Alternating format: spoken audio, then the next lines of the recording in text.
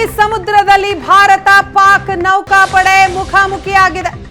ತಾಲೀಮಿನ ವೇಳೆ ಮುಖಾಮುಖಿಯಾದ ಭಾರತ ಹಾಗೂ ಪಾಕ್ ಸೇನೆ.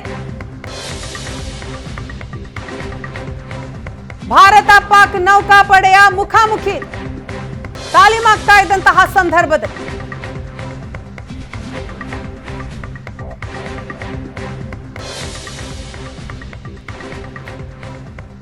ದೃಶ್ಯದಲ್ಲಿ ನೋಡ್ತಾ ಇದ್ದೀವಿ. ತಾಲೀಮಿನ ಸಂದರ್ಭದಲ್ಲಿ ಭಾರತ ಸೇನೆ ಹಾಗೂ ಪಾಕ್ ಸೇನೆ ಮುಖಾಮುಖಿಯಾಗಿದೆ. ಭಾರತದ 4 ಯುದ್ಧ ನೌಕೆಯ ಎದುರಿಗೆ ಪಾಕ್ನ 1 ಯುದ್ಧ ನೌಕೆ ಬಂದಿದೆ. ಈ ಸಂದರ್ಭದಲ್ಲಿ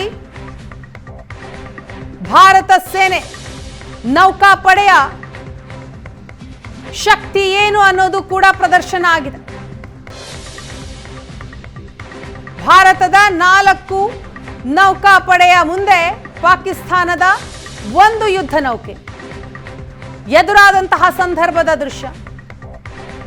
ಪಾಕ್ ನೌಕೆಯನ್ನ ನೋಡಿ ಭಾರತದಿಂದ ಯುದ್ಧ ತಾಲೀಮು ತೀವ್ರ ಆಯಿತು. ಗುಜರಾತ್ ಕರಾವಳಿಯಿಂದ 85 ನಾಟಿಕಲ್ ಮೈಲು ದೂರದಲ್ಲಿ ನಡೆದಂತಹ ಒಂದು ಬೆಳವಣಿಗೆ ಇದು.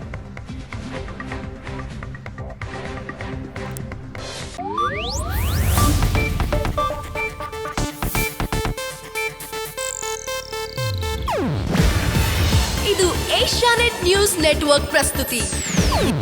ನೀವು ನೋಡ್ತಿದ್ದೀರಾ ಏಷ್ಯಾನೆಟ್ ಸುವರ್ಣ ನ್ಯೂಸ್.